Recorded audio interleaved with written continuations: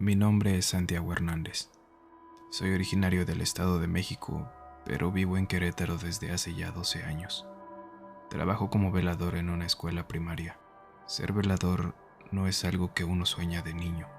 En todos estos trabajos hay una necesidad inmensa detrás. En mi caso era la salud de mi hijo, pues desde que nació ha luchado contra un problema ocular que le ha ido quitando la vista poco a poco.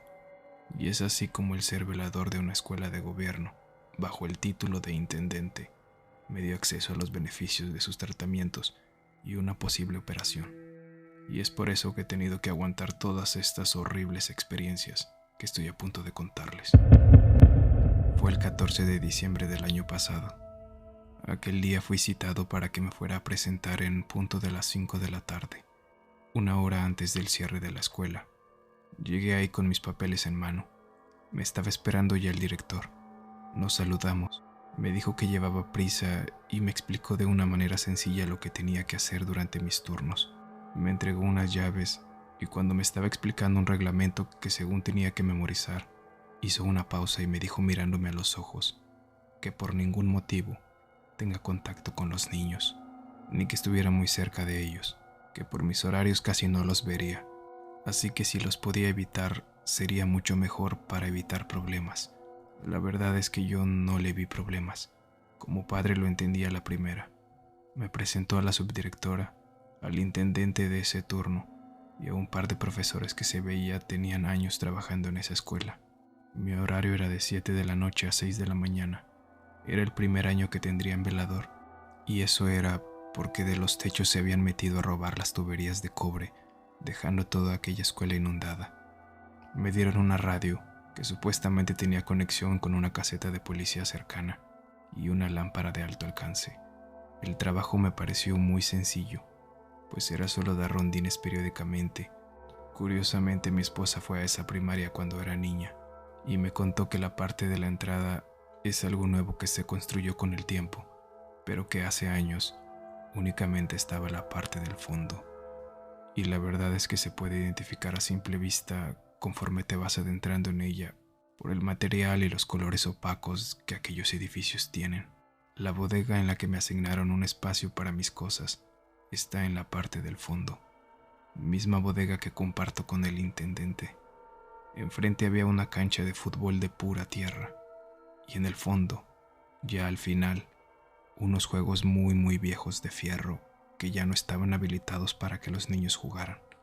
Era un gusanito, un pasamanos y una resbaladilla muy alta, todo de metal ya oxidado. Si bien estaban envueltos en plásticos con cintas, los niños curiosos algunas veces querían subir y jugar. Repito, es primaria.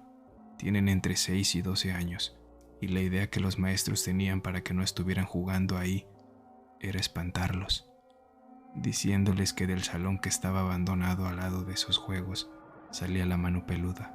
Fue esa la única manera que lograron hacer que ninguno se acercara a esos juegos.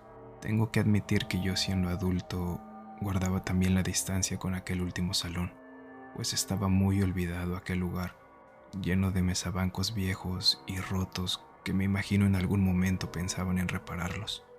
También estaba lleno de cajas con libros de generaciones pasadas llenas de humedad. Las primeras 2 semanas fueron las más difíciles, porque no me acostumbraba a llegar a dormir a la casa durante el día, y luego con la rutina diaria de mi hijo me era complicado poder descansar. Un día, ya como en la tercera semana, llegué a la escuela como cualquier día normal. Comencé por dar el primer rondín, regresé, tomé un poco de café, volví a dar unas vueltas y conforme iba avanzando, escuché como si hubiera un grupo tomando clases. Era el eco de un montón de niños jugando. Eran ya las 8 de la noche y se supone que ya no tenía que haber nadie en toda la escuela. Seguí avanzando y fui dejando de escuchar aquel grupo. No era la primera vez que me pasaba. Dicen que son tantas las generaciones que han pasado por estos edificios que algunas veces los ecos se guardan entre las paredes. Pensé también que pudo ser un grupo de jóvenes que pasaba por afuera de la escuela gritando y los gritos se habían llegado hasta mí. Así que me calmé. Caminé hasta la cancha y como había llovido en días anteriores, todo aquello estaba lleno de lodo. Avancé lento y comencé a escuchar ahora el sonido de una radio encendida a lo lejos que venía del último salón, aquel viejo salón donde estaban todos aquellos mesabancos apilados. Me fui acercando a la ventana, me asomé lentamente, le aventé la luz de la lámpara y vi que era una radio viejita conectada. Cuando llevé la luz hacia el pizarrón, vi a un niño de espaldas, con la frente pegada a la pared. Traía un uniforme que nunca había visto. Pensé en gritarle para que se saliera, pero algo en mí sabía que lo que veía no era algo normal. Me alejé lentamente de espaldas sin dejar de ver la puerta de aquel salón. Me quedé sobre unos escalones sin despegar la mirada. Pasaron unos minutos. Pensé en llamar a la policía, pero quise antes volver a corroborar en caso de que mis sentidos me estuvieran jugando una mala pasada. Me acerqué de nuevo a la protección de aquella ventana. Volví a aventar la luz con mi lámpara de mano hacia adentro, y donde antes estaba el niño uniformado, esta vez solo había quedado una marca de lodo fresco en la pared. Volteé para todos los lados, pero ya no había nada. Me salí rápido. Debo confesar que me dio tanto miedo que sentí que me había bajado el azúcar. Me pasé toda esa noche esperando a verlo de nuevo. No podía olvidarlo. Terminó mi turno y me regresé a mi casa. No quería contar nada de esto. Preferí que todo quedara en una experiencia a llevar esa energía a mi familia. Apenas llegué y sin darme cuenta me quedé bien dormido. Lo primero que escuché al despertar fue a mi esposa tomándome de la mano, pidiéndome que me calmara, pues decía que estaba pataleando. La verdad que no recuerdo aquel sueño, pero sí aquella tensión en mi cuerpo que me hacía sentir muy cansado. Llegó la hora de comer y mi esposa me preguntó que si pasaba algo, pues ella me conoce bien. No le dije nada. Me despedí de mi hijo y volví a la escuela. Al llegar me topé con don Jorge, el intendente. Le pregunté que si alguna vez había visto algún niño. Él me respondió que todos los días ve a muchos y se rió. Yo no estaba de humor. Mi mirada seguía perdida. Estaba todo el tiempo pensando. Me preguntó que a qué me refería y le dije que la noche anterior claramente había visto a un niño de espaldas en aquel salón y que había dejado una mancha de lodo. Le pedí que fuera conmigo para verla. Fuimos a aquel salón del fondo y para mi suerte, porque si no ya hubiera quedado como el loco, la mancha seguía ahí, justo como el día anterior. Él frunció sus cejas y me dijo que esas manchas a esa altura las han dejado ya en varios salones, pero no me supo dar explicación. Don Jorge se fue, yo me quedé y la noche llegó. Me la pasaba volteando para todos lados, esperando volver a escuchar algo, pero nada. Se hicieron las 2 de la mañana cuando se dejó venir una llovizna. Me senté un rato en una banca del pórtico, observando las protecciones de las ventanas de unos salones a mi costado derecho, cuando escuché unos golpes como de metales chocando que venían de la parte del fondo. Intenté ignorarlos, pero algo de mí sabía que si no resolvía de una vez aquel problema, ¿quién más lo haría? Me levanté y caminé de nuevo hasta llegar a aquel campo de fútbol de tierra. Aquel sonido se escuchaba cada vez más. Volteé hacia esos juegos viejos y de reojo vi cómo se metía aquel niño corriendo al mismo salón de la noche anterior. Caminé hacia él para terminar todo de una vez. Algo en mí estaba ya cansado de ese tema. Quería verlo y sacarlo de ese salón. Quería hablar con él, saber qué era. Algo en mí sabía que no podía tratarse de algo raro. Llegué hasta aquel salón lampareando por todos lados, pero solo había una mancha igual, al lado de la misma de la noche anterior. Los nervios me estaban comiendo.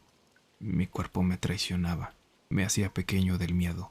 Me fui caminando hacia atrás de espaldas, hasta que llegué a la parte de atrás de la puerta, ese como triángulo que se hace entre la puerta abierta y la pared de los salones. Mi respiración estaba un poco incontrolable. Sentía que mi cuerpo me abandonaba. Llevé mi mano a mi boca para callar mi respiración y la otra a la radio para presionar el botón.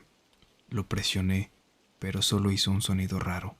La verdad que nunca lo había usado ni pruebas había hecho. Me quedé callado al fin, hasta que sentí en aquella oscuridad como una mano pequeña me tomaba mi mano, agarrándome con fuerza como si me quisiera trepar.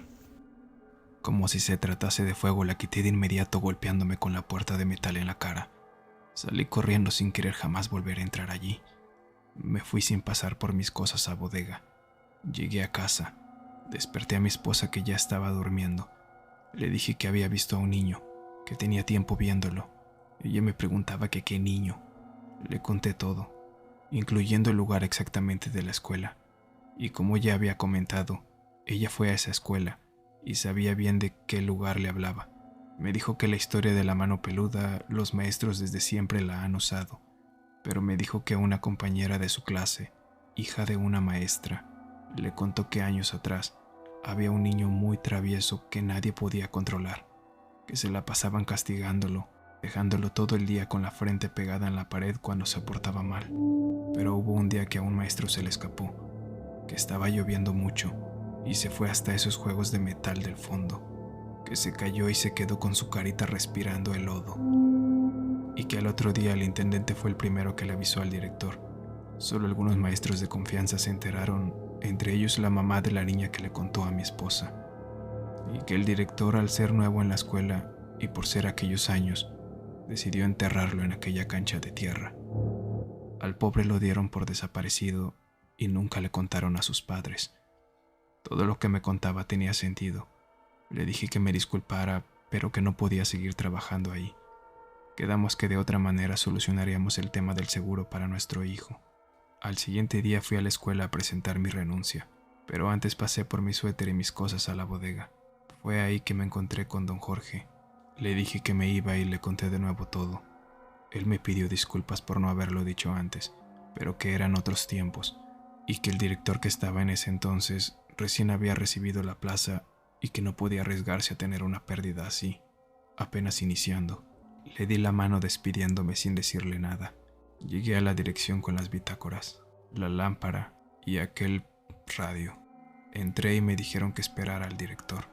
Me quedé con la vista perdida en una pared viendo las fotografías que estaban en cuadros y vi la de un grupo completo, todos los niños con aquel peculiar uniforme distinto al actual, sonriendo para la foto, pero había uno que estaba con un gesto molesto, volteando hacia un costado, como si el permanecer quieto para ese momento no le hubiera parecido. Supuse que era él. La verdad no lo sé. Seguí sentado esperando en silencio, cuando llegó una secretaria pasándome una llamada por teléfono. Era mi esposa. Me preguntó que si ya había renunciado. Le dije que estaba esperando al director. Desesperada me dijo que no podía hacerlo, que le habían llamado del hospital y que nuestro hijo era el próximo en la lista para la operación. Y es así como terminé quedándome en esta misma escuela, coexistiendo con todo este tipo de acontecimientos, ignorándolo sobre todo en los días de lluvia.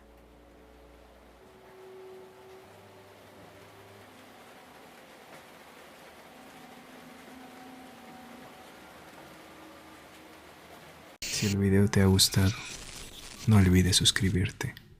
Hasta la próxima.